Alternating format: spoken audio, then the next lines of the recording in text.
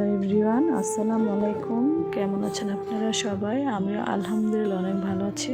ভিডিওটা দেখে তো অবশ্যই আপনারা বুঝতে পেরেছেন, হ্যাঁ ঠিকই ধরেছেন। আজকে চলে গেছিলাম একটু ঘুরতে ভাবিদের সাথে। তো থাকি শহরে, কিন্তু এই জায়গাটা দেখে গ্রামের একটা ফিল হয়েছিল। আর এখানে দেখেন ছেলেরা মেয়েরা খেলা করতেছিল, তাদেরকে দেখে ছোটবেলার কথা মনে পড়ে গেল। এরকম ছেলে মেয়েরা সবাই একসাথে খেলা শুধু গ্রামে কিন্তু বেশিরভাগ সময় দেখা যায়, আমরা দেখতে পারি, কিন্তু শহরে কিন্তু সচরাচর এরকম দেখা যায় না। যাইতে পাশে দেখলাম একটা সবজি বাগান, এখানে বাঁধাকপি আর লাউ গাছ, আলু, টমেটো আরও অনেক কিছু চাষ করে রাখছিল।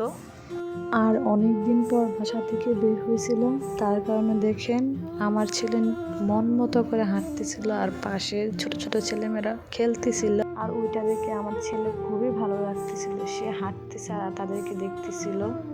আর হাঁটতে হাঁটতে আমরা প্রায় রেল লাইনের পাশে আসছিলাম, আর এসে দেখি এখানে অনেক মানুষ সবাই ঘুরতে আসছিল। আর এই জায়গাটা ভীষণ সুন্দর ছিল। আমরা যাইতে একটা ট্রেন এসে পড়ছিল, আর ট্রেনটাকে আমি একটু ভিডিও করতেছিলাম আর দেখতে খুবই ভালো লাগতেছিল। আমার ছেলে এখানে খুবই এনজয় করতেছিল। আর আমি মনে করি মন ভালো রাখার জন্য একটু বেড়াতে যাওয়া বা ঘুরতে যাওয়াটা খুবই জরুরি।